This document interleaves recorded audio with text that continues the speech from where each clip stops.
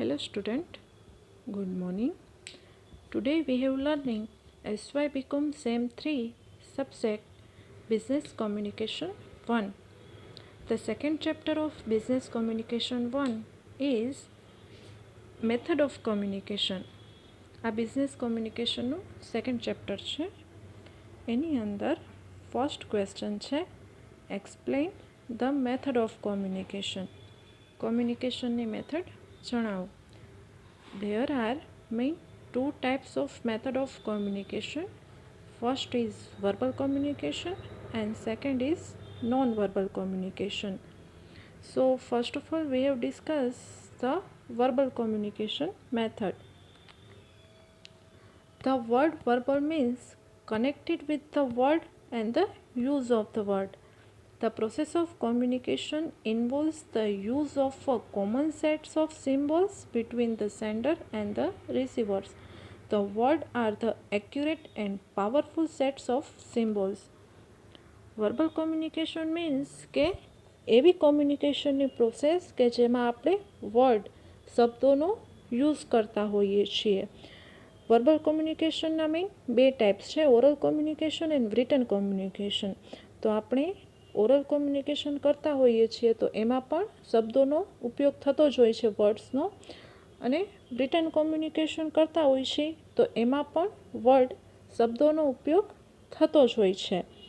So first of all we have discuss the verbal communication steps oral communication. Oral communication છે એવી કેટલી situation હોય છે કે જેમાં ઓરલ કોમ્યુનિકેશન શક્ય બને છે. એના આપણે એક્ઝામ્પલ જોઈએ તો એમાં ફર્સ્ટ છે ફેસ ટુ ફેસ ડિસ્કશન. જ્યારે આપણે કોઈપણ વ્યક્તિ સાથે કોઈપણ ટૉપિક ઉપર ફેસ ટુ ફેસ ડિસ્કશન કરતા હોઈએ છીએ તો એને ઓરલ કોમ્યુનિકેશન કહેવામાં આવે છે. ઓરલ કોમ્યુનિકેશનનો એક ટાઈપ છે કે ફેસ ટુ ફેસ ડિસ્કશન કરતા હોઈએ છીએ આપણે કોઈપણ વ્યક્તિ સાથે કોઈપણ ટૉપિક ઉપર.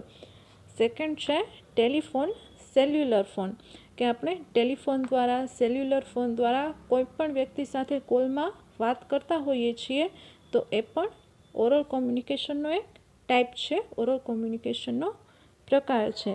થર્ડ પ્રેઝન્ટેશન, કે કોઈપણ જગ્યાએ આપણે પ્રેઝન્ટેશન કોઈપણ ટૉપિકનું કોઈપણ ઇન્ફોર્મેશન બાબતે આપણે પ્રેઝન્ટેશન આપતા હોઈએ છીએ તો પ્રેઝન્ટેશન પણ ઓરલી આપતા હોઈએ છીએ આપણે તો એ પણ ઓરલ કોમ્યુનિકેશનનો જ એક ટાઈપ છે. ફોર્થ લઈએ ઇન્ટરવ્યૂ, કે કોઈપણ જગ્યાએ આપણે ઇન્ટરવ્યૂ આપવા ગયા હોઈએ તો ઇન્ટરવ્યૂ પણ ઓરલ કોમ્યુનિકેશનનો જ એક ટાઈપ છે, કે કોઈપણ વ્યક્તિ હોય સામેવાળા એ આપણે ક્વેશ્ચન પૂછતા હોઈએ છીએ અને આપણે એના ક્વેશ્ચનના આન્સર આપતા હોઈએ છીએ તો આ પણ શું થયું, એક ટાઈપનું ઓરલ કોમ્યુનિકેશન થયું. અથવા તો સ્પીચ, આપણે કોઈપણ જગ્યાએ સ્પીચ આપતા હોઈએ છીએ તો એ પણ શું છે, એક ઓરલ કોમ્યુનિકેશનનો જ ટાઈપ છે. તો આ બધા ઓરલ કોમ્યુનિકેશન કહેવાય, કે કોઈપણ વ્યક્તિ સાથે આપણે ફેસ ટુ ફેસ ડિસ્કશન કરતા હોય, ટેલિફોનમાં સેલ્યુલર ફોનમાં વાતચીત કરતા હોય, ટેપ રેકોર્ડર્સ, ઇન્ટરવ્યૂ, પ્રેઝન્ટેશન્સ, સ્પીચ, આ બધા ઓરલ કોમ્યુનિકેશનના ટાઈપ્સ છે. હવે આપણે ઓરલ કોમ્યુનિકેશનના થોડા ઘણા એડવાન્ટેજીસ એન્ડ ડિસએડવાન્ટેજીસ જોઈએ. તો first of all we have discuss the advantages of oral communication.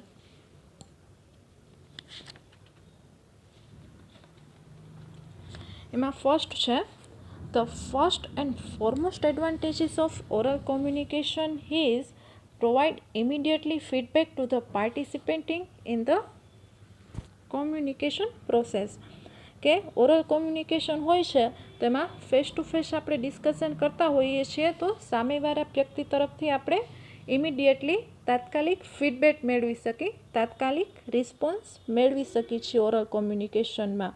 કે આપણે કોઈપણ વ્યક્તિને કાંઈ પણ પ્રકારની ઇન્ફોર્મેશન આપી છીએ, ફેસ ટુ ફેસ ઇન્ફોર્મેશન વાતચીત કરતા હોઈએ છીએ તો સામેવાળા વ્યક્તિનો જવાબ પણ આપણે તાત્કાલિક મેળવી શકીએ છીએ. Second, oral communication is time saving, કે ઓરલ કોમ્યુનિકેશનમાં આપણો ટાઈમ બચે છે.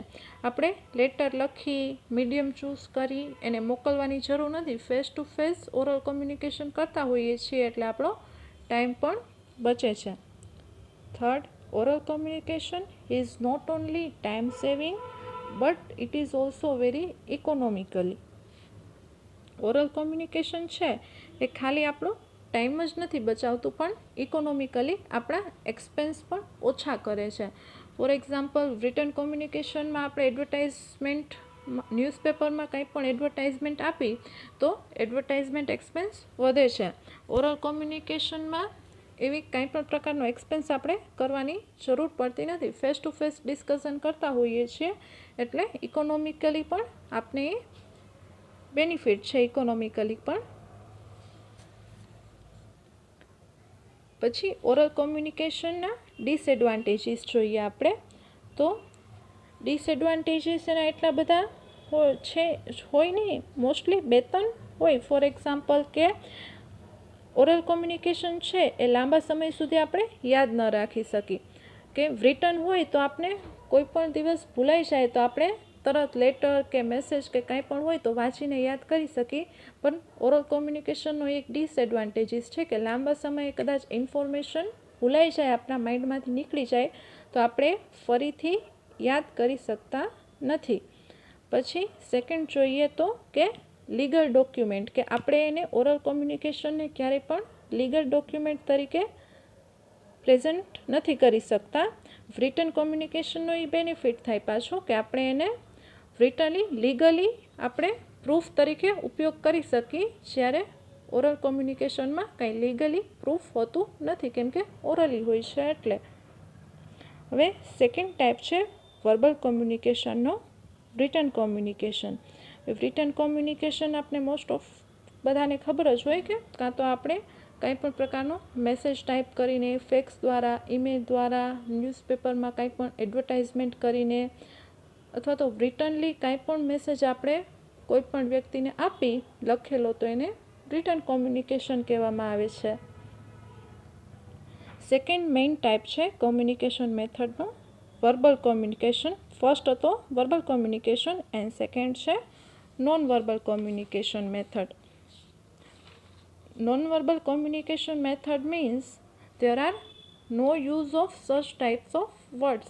કે કમ્યુનિકેશનની પ્રોસેસ આપણે છે કોઈ પણ પ્રકારના શબ્દો, વર્ડ્સનો ઉપયોગ કર્યા વગર જ્યારે કોઈ પણ પ્રકારનો મેસેજ આપી છીએ તો એને નોન વર્બલ કોમ્યુનિકેશન કહેવામાં આવે છે. એની અંદર પણ 3-4 ટાઈપ્સ છે. એમાં ફર્સ્ટ છે body language. Much of what we send to the others without using the word is sent to the physical movement of our bodies. જ્યારે આપણે કાંઈ પણ પ્રકારનો મેસેજ છે એ એક પણ પ્રકારનો વર્ડ્સ બોલ્યા સિવાય આપણી બોડી મૂવમેન્ટથી જ મેસેજ સમજાવી છીએ તો એને બોડી લેંગ્વેજ તરીકે ઓળખવામાં આવે છે. ફોર એક્ઝામ્પલ, આપણે કાંઈ પણ વસ્તુ છે સરસ, એક્સલન્ટ છે એ કહેવા માટે આપણે ક્યારેક કંઈ પણ પ્રકારના વર્ડનો યુઝ કર્યા વગર ખાલી આપણા હેન્ડથી આપણે કહી શકીએ છીએ કે it is a good, excellent. એવી જ રીતે ક્યારેક આપણે કોઈ પણ વ્યક્તિને બેસ્ટ ઓફ લક વિશ કરી છે તો બેસ્ટ ઓફ લક બોલ્યા વગર આપણે ખાલી આપણા હેન્ડથી આમ અંગૂઠો બતાવીને પણ બેસ્ટ ઓફ લક વિશ કરી શકીએ છીએ. તો એ બોડી મૂવમેન્ટનો એક ટાઈપ છે કે આપણે કંઈ પણ બોલ્યા વગર સામેવાળા વ્યક્તિને મેસેજ અથવા તો ઇન્ફોર્મેશન પહોંચાડી શકીએ છીએ તો એને નોન વર્બલ કોમ્યુનિકેશન કહેવામાં આવે છે. પછી એમાં સેકન્ડ છે સ્પેસ, કે સ્પેસ મેન્ટેન થતી હોય છે. પર્સનલ, સોશિયલ, પબ્લિક ઝોનમાં આપણે સામાન્ય રીતે સ્પેસ મેન્ટેન કરતા હોય છે. ફોર એક્ઝામ્પલ, પર્સનલ ઝોન, કે આપણે ફેમિલી એન્ડ ફ્રેન્ડ સાથે વાતચીત કરતા હોઈએ છીએ તો એમાં સ્પેસ મેન્ટેન કરવાની જરૂર નથી હોતી આપણે. પણ જો ક્યારેક કોઈ પબ્લિક ઝોનમાં કે સોશિયલ ઝોનમાં કોઈ અજાણી વ્યક્તિ સાથે વાતચીત કરતા હોઈએ છીએ તો આપણે થોડી ઘણી સ્પેસ મેન્ટેન કરીને વાતચીત કરશી. એવી જ રીતે થર્ડ છે ટાઈમ, કે નોન વર્બલ કોમ્યુનિકેશનમાં થર્ડ છે કે ટાઈમ ફેક્ટર. કે જો આપણે કેટલી વાર એવું બને છે કે કેટલી જગ્યાએ અપોઇન્ટમેન્ટ દ્વારા મીટિંગ થતી હોય છે, કોમ્યુનિકેશન થતું હોય છે તો આપણે મોસ્ટલી અપોઇન્ટમેન્ટ યર લઈ લીધી હોવી જોઈએ, એજન્ડા પ્રિપેર કરી લીધા હોવા જોઈએ, અથવા તો કોમ્યુનિકેશનની પ્રોસેસ ટાઈમ દ્વારા થતી હોય છે, ફિક્સ ટાઈમે કોમ્યુનિકેશનની પ્રોસેસ કરવામાં આવે છે, તો એ થર્ડ પોઈન્ટમાં આવે છે. અને લાસ્ટ છે other types of non verbal communication. Non verbal કોમ્યુનિકેશનમાં આના સિવાય કેટલા બધા બીજા ટાઈપ્સ પણ હોય છે. For example location, size, colours, આ બધા દ્વારા કેટલી વાર કોમ્યુનિકેશન થતું હોય છે.